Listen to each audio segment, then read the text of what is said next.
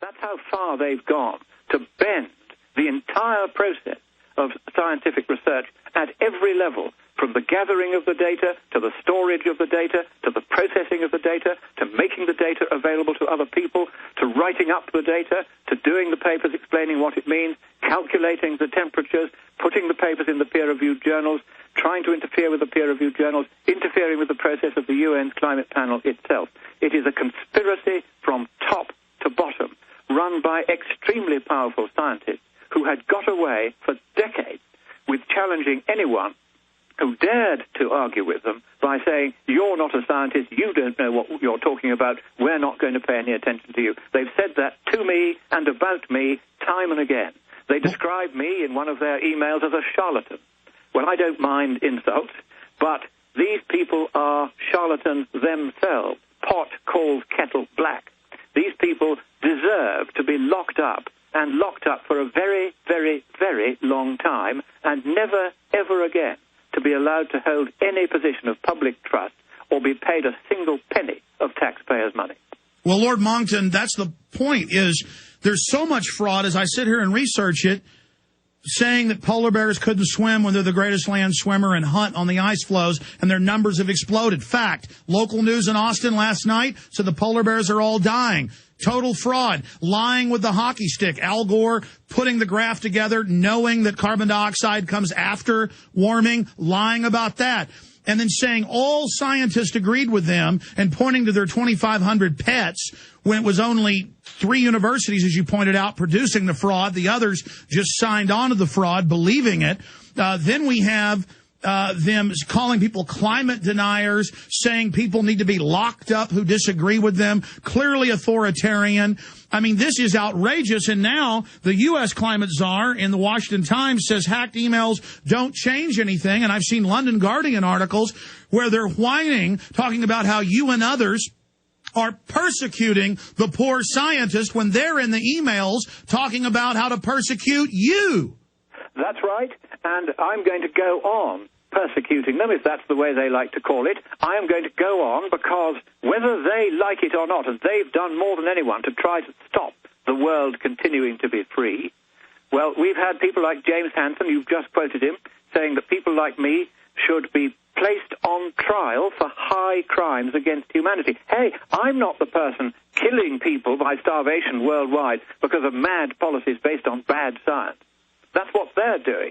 And they have got to go on trial for high crimes against humanity because what they have been doing is they have been recklessly and deliberately making up science, falsifying science, then doing their best to use the cover of the Data Protection Act and government privilege to prevent people from other scientists from legitimately asking to get the data which they then said they would destroy rather than giving it out. It is at every level a howling outrage. How we deal with it, I think that there are going to have to be prosecutions on this side of the Atlantic, indictments on your side.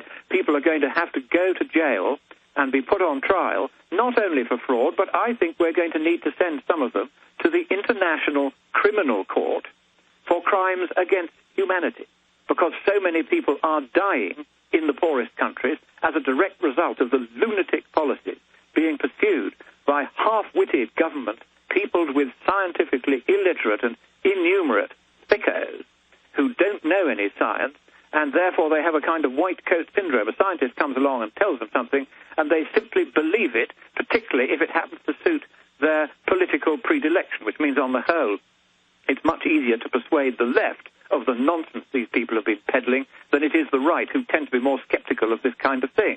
But even even on the right, like our government here and like Malcolm Turnbull, the opposition in the United States, in Australia, they have been taking the side of the climate wreckers, these people who are making up the data.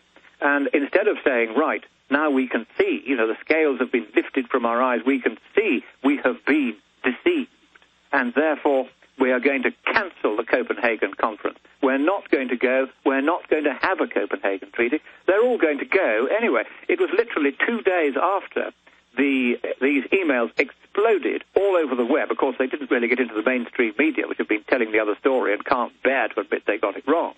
but the Internet has exploded with these emails. 2 days after that, President Obama announces, I'm going to Copenhagen. We've got to save the planet. What planet is he trying to save? It was saved 2,000 years ago, and it certainly doesn't need to be saved now by President Obama. Thank you very much. Yeah, these fraudsters go even further, billing Al Gore in Newsweek as the prophet, his plan for the earth. He's going to save us. When we come back, I want to get into the point you made about people dying. Anyone can Google and find mainstream university reports where if they make moderate carbon dioxide cuts in industry, 1 billion third world people will die in the next decade. That is a conservative estimate, and we have the Royal Commission on Population from the 40s discussing this. Lord Monckton is our guest. He is going to Copenhagen. I just talked to him. He's going to be gracious enough to give us a report from Copenhagen. This is just amazing. This is a short segment, long segment coming up to get into plenty of information, but I don't want to just skip over the fact that global warming, man-made global warming is meant to destroy industrial society, as Maurice Strong has said. Sir, can you go over just briefly some of the evidence of what this will do? From their own words, they want to shut down the industrial society and have a global government, in their own words, as Van Rompuy had just said last week, the new EU chief, to bring in global governance where this group of bureaucrats become the new kings and queens over a giant tyranny. That's exactly what the aim has been. Sir Maurice Strong, who was a Canadian bureaucrat at the UN 25 years ago, it was he who decided that setting up the Intergovernmental Panel on Climate Change as a political body rather than a scientific one would be the Trojan horse by which the UN could achieve its long-held ambition of turning itself into a dictatorial world government. And a few weeks ago, thanks to a very diligent scientist called Willie Soon at the Harvard-Smithsonian Institute for Astrophysics, I was able to get hold of an advanced copy of the draft Treaty of Copenhagen, which I'm going to go to Copenhagen to try to negotiate away next week. But there'll be 200 countries there, 250 UN bureaucracies, different bureaucracies will be there, let alone how many bureaucrats in each bureaucracy. A huge jamboree. And in the draft treaty, it said they were going to set up a world government. The word government actually appears in the treaty in this context for the first time that I've ever seen it, and I've negotiated quite a few of these treaties in the past.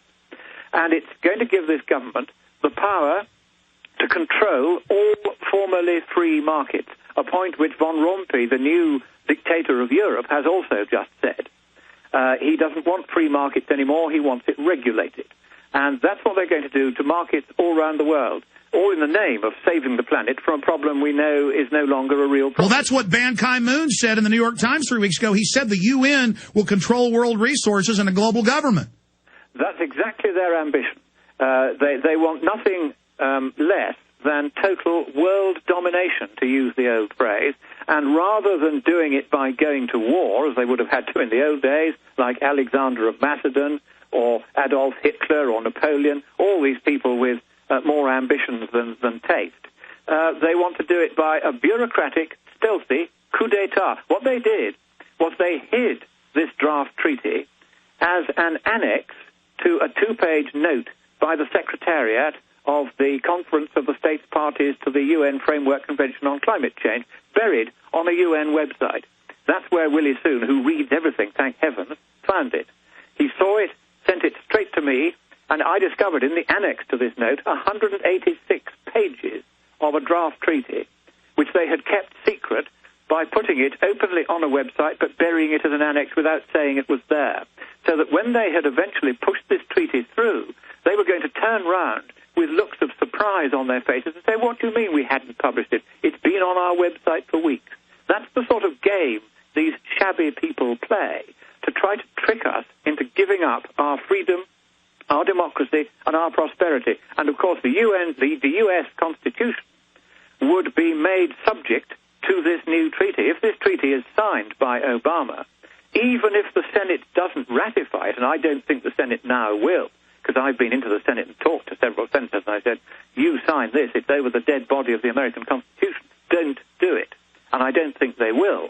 I've spoken to several of them now. The trouble is, though, that Obama might just say, well, I have signed this treaty using my executive authority as president, and I am either going to enact it into domestic law by a simple majority of both houses as an ordinary domestic law, or I'm going to go to the Supreme Court and say, look, the trend of law is towards global governance and dictatorship now. Democracy has had its day, and the Supreme Court, as at present constituted, which hates democracy with a passionate and abiding loathing, will go along with him, I fear, and grant him his wish.